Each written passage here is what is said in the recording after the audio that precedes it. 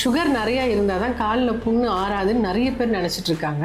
அவங்களுக்கு கால் புண்ணு எப்படி வந்துச்சு, அதாவது சர்க்கரை நோயினால் வந்த புண்ணு இல்லை. மற்றபடி பார்த்தீங்கன்னா நாக்கு பயங்கர ஸ்வெல்லன் ரெட்டிஷு, அங்கெங்கே பார்த்தீங்கன்னா ஃபிஷர்ஸ், நாக்கிலே கிராக் விழுந்த மாதிரி விட்டமின் B12 டெஃபிஷியன்சியாக இருக்கலாமோ அப்படின்னு சொல்லிட்டு அதையும் நம்ம கொடுத்துருந்தோம். எடுத்தாங்க. மெயினாக சிக்கன் பிரெஸ்ட் எடுத்துக்கிட்டாங்க லேட்டஸ்ட் ஸ்டேஜில். அது அவங்களுக்கு நல்லாவே வந்து ப்ரோட்டீனும் கிடச்சிது, ஜென்ரல் ஹெல்த்தையும் இம்ப்ரூவ் பண்ணிச்சு. ஒரு புண்ணு இருக்குது ஆறலைன்னா உடனே டயபெட்டிக்னு நினைக்க வேண்டாம். ஒன்று, எல்லா மைக்ரோ அண்ட் மேக்ரோ நியூட்ரியன்ஸும் நம்ம சாப்பிடணும். அதே மாதிரி லைஃப் ஸ்டைல் மாடிஃபிகேஷனும் நம்மளுக்கு கண்டிப்பாக வேணும். Hello everyone. சுகர் நிறையா இருந்தால் தான் காலில் புண்ணு ஆறாதுன்னு நிறைய பேர் நினச்சிட்டு இருக்காங்க. அவங்களுக்கான வீடியோ தான் இது. லாஸ்ட் டைம் நம்ம ஒரு கேஸ் டிஸ்கஷன் பண்ணியிருந்தோம். கீழே லிங்க் இருக்குது, பார்க்காதவங்க அந்த டிஸ்கிரிப்ஷனில் போய் அந்த லிங்கை கிளிக் பண்ணி பார்த்துக்கோங்க. இன்னைக்கு தனலட்சுமின்ற ஒரு பேஷண்ட் பற்றி தான் பார்க்க போகிறோம். அவங்களுக்கு கால் புண்ணு எப்படி வந்துச்சு, அதை எப்படி நம்ம சரி பண்ணோம், அதோட காசு என்ன அப்படிங்கிறத பற்றி டீட்டெயிலாக சொல்கிறேன். ஃபஸ்ட்டே சொல்லிடுறேன், இவங்க நான் டயபெட்டிக், அதாவது சர்க்கரை நோயினால் வந்த புண்ணு இல்லை. இது ஒரு ஆறாத புண்ணாக இருந்துச்சு. க்ரானிக்காக அவங்க காலில் இருந்துகிட்டே இருக்குது. அவங்க ஃபினான்ஷியல் கன்ஸ்ட்ரெயின்னால அப்பப்போ போகிறாங்க, வழியில் இருக்கிறப்ப மட்டும் போவாங்க, பக்கத்தில் இருக்கிற கிளினிக்கில் பார்ப்பாங்க, வந்துடுவாங்க, ஏதோ ஒரு டேப்லெட் போடுவாங்க, வந்துடுவாங்க. இப்படி நம்மக்கிட்ட வரணும்னு வரல, வெளியில் ஏதோ மெடிக்கல் ஷாப்பில் வந்திருக்காங்க, ரெஃபர் பண்ணியிருக்காங்க, அங்கே போனீங்கன்னா புண்ணு பார்ப்பாங்கன்னு சொல்லி அப்போ வந்திருக்காங்க. வந்தப்போ பேஷண்ட் ப்ரெசன்டேஷன் எப்படி இருந்துச்சு அப்படின்னு சொன்னாக்க, சிவியர் பெயின், காலில் பெரிய சைஸ் காயின் அளவில் ஒரு டீப்பான ஒரு ஊண்டு, ஃபுல்லாக பார்த்தீங்கன்னா சுற்றி ஒரு பிளாக் இஷ்கார் மாதிரி, ஃபுல்லாகவே ரத்த ஓட்டம் இல்லாததை பார்த்தாலே தெரிஞ்சிடும், யார் வேணாலும் சொல்லிடலாம். அந்த மாதிரி ஒரு காலில் ப்ரெசன்டேஷன். மற்றபடி பார்த்தீங்கன்னா நாக்கு பயங்கர ஸ்வெல்லன் ரெட்டிஷு, அங்கெங்கே பார்த்தீங்கன்னா ஃபிஷர்ஸ், நாக்கிலே கிராக் விழுந்த மாதிரி இருக்குது. பேசவே முடியல, அந்த மாதிரி தான் வந்தாங்க. அவங்க ரொம்ப டல்லாகி, ஏன்னா சாப்பிட முடியல, நாக்கு இப்படி இருந்தால் எப்படி சாப்பிட முடியும், ரொம்ப டல்லாகி தான் வந்தாங்க. வந்த உடனே நம்ம பார்த்துட்டு காலில் ரத்த ஓட்டம் எல்லாம் பார்த்தப்போ இட் வாஸ் குட், இன்னும் புவர் கிடையாது. பேசிக் இன்வெஸ்டிகேஷன் பண்ணோம்.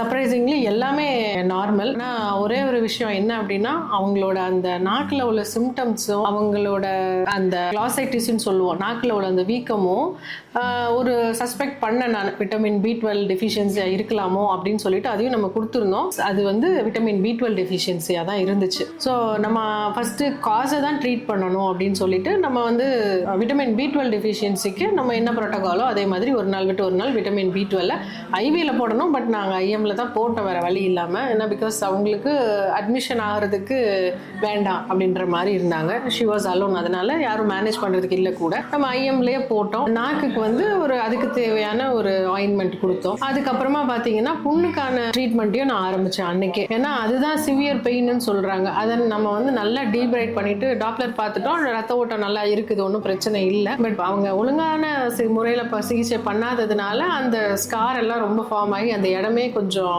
ஒரு மாதிரி தான் இருந்தது. அதனால அது எல்லாத்தையும் ஓல்டு ஸ்கின்ஸ் எல்லாமே ரிமூவ் பண்ணிட்டு அனுப்பிச்சு விட்டாச்சுங்க வீட்டுக்கு.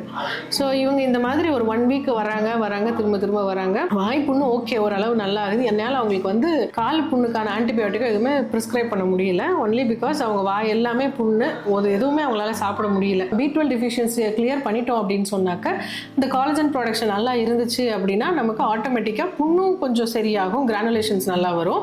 அண்ட் B12 டெஃபிஷியன்சி சரி பண்ணோன்னா வாய் புண்ணும் சரியாகும். ஸோ அல்டிமேட்டாக நம்ம வந்து ட்ரீட் பண்ண வேண்டியது புண்ணையோ இல்லை வாய் புண்ணையோ இல்லை, B12 டெஃபிஷியன்சியை தான் நம்ம வந்து கரெக்ட் பண்ணணும் அப்படிங்கிறது தெரிஞ்சுது. ஸோ அதனால ஒரு நாள் விட்டு ஒரு நாள் அவங்களுக்கு நம்ம இன்ஜெக்ஷன்ஸ் கொடுக்க ஆரம்பித்தோம். அதுக்கப்புறம் நல்ல டயட்ரி இம்ப்ரூவ்மெண்ட் பண்ணணும் B12 அப்படின்னு சொல்லிட்டு அவங்களுக்கு சில டயட்ரி ப்ராடக்ட் எல்லாம் சொல்லியிருந்தேன். எக்ஸாம்பிள், மில்க் எடுத்துக்கலாம், சீரியல்ஸ் எடுத்துக்கலாம், சிக்கன் பிரெஸ்ட் எடுத்துக்கலாம். ஆனால் அவங்களுக்கு வாயில் நிறைய புண்ணு இருந்ததுனால இனிஷியலாக அவங்களால நான் சொன்ன எல்லாமே எடுக்க முடியல. பட் சிம்பிள் ஃபுட் மில்க் மாதிரி கொஞ்சம் எடுத்துக்கிட்டாங்க. ஓவர் பீரியட் ஆஃப் டைம் பார்த்தீங்கன்னா ஒரு 10 நாளில் அவங்க புண்ணு நல்லா இம்ப்ரூவ் ஆகிட்டு அதுக்கப்புறம் கொஞ்சம் கொஞ்சமாக நான் சொன்னது எல்லாத்தையுமே அவங்க எடுத்தாங்க. மெயினாக சிக்கன் பிரெஸ்ட் எடுத்துக்கிட்டாங்க லேட்டஸ்ட் ஸ்டேஜில். அது அவங்களுக்கு நல்லாவே வந்து ப்ரோட்டீனும் கிடச்சிது, ஜென்ரல் ஹெல்த்தையும் இம்ப்ரூவ் பண்ணிச்சுங்க. டே பை டே நல்ல இம்ப்ரூவ்மெண்ட் இருந்துச்சு அவங்களோட ஜென்ரல் ஹெல்த்லையும். அந்த நாக்கும் வந்து பார்த்தீங்கன்னா வீக்கம் குறைஞ்சி அந்த ரெட்னஸ்லாம் கம்மியாகி கொஞ்சம் நல்லா இம்ப்ரூவ் காட்டினாங்க. சேம் டைம் நம்ம புண்ணையும் அதே மாதிரி நல்லா டீப்ரைட் பண்ணிட்டோம். B12 டெஃபிஷியன்சியும் இந்த புண்ணும் எப்படி ரிலேட் பண்ணிக்கணும் அப்படின்னா, B12 வந்து ஒரு முக்கியமான பங்களிக்குதுங்க இந்த காலஜன் ப்ராடக்ஷனில். காலஜனுங்கிறது ஒரு ப்ரோட்டீன், அது முக்கியமாக வந்து ஒரு ஹீலிங்க்கோ ஒரு டீஜென்ரேட்டிவ் பர்பஸ்க்கோ காலஜன் இல்லாமல் ஒன்றுமே பண்ண முடியாது. ஸோ இவங்களோட B12 வந்து உடம்புல டிஃபிஷியன்சி குறைய நம்மளோட புண்ணோட ஹெல்த் கொஞ்சம் wound ஹீலிங் வந்து நல்லா இருந்துச்சு. மவுத் அல்சர் கொஞ்சம் நல்லா ஆச்சு, அவங்களோட ஜென்ரல் இம்ப்ரூவ்மெண்ட் நல்லா ஆச்சு, கை கால் வலி எல்லாமே கம்மியாயிடுச்சு.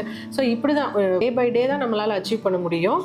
ஸோ B12 டெஃபிஷியன்சி அப்படின்ற காசை வந்து நம்ம ரூல் அவுட் பண்ணலைன்னா கண்டிப்பாக இந்த ஊண்டை வந்து நானுமே ஹீல் பண்ணியிருக்க முடியாது. நானும் ரொம்ப நாளாக டீப்ரைட் பண்ணியிருப்பேன், பார்த்துருப்பேன். அது இட் வில் டேக் டைம், அவ்வளோதான். அது க்ரானிக் அல்சராக தான் வந்தாங்க. அப்புறம் என்கிட்ட வந்து நானும் சீக்கிரமாக குணப்படுத்தலைன்னா அது again it is chronic ulcer. ஒரு சேஞ்சுமே இருக்காது, மேபி கொஞ்சம் லேட்டராக சேஞ்சஸ் இருக்கும். எண்ட் ஆஃப் த மந்த் பார்த்தீங்கன்னா அவங்க நல்லா ஆகிட்டாங்க, நார்மலாக நடக்க ஆரம்பிச்சிட்டாங்க, நார்மலாக சாப்பிட ஆரம்பிச்சிட்டாங்க. அண்ட் டே டு டே அவங்க ரொட்டீனுக்கு அவங்க போயிட்டாங்க.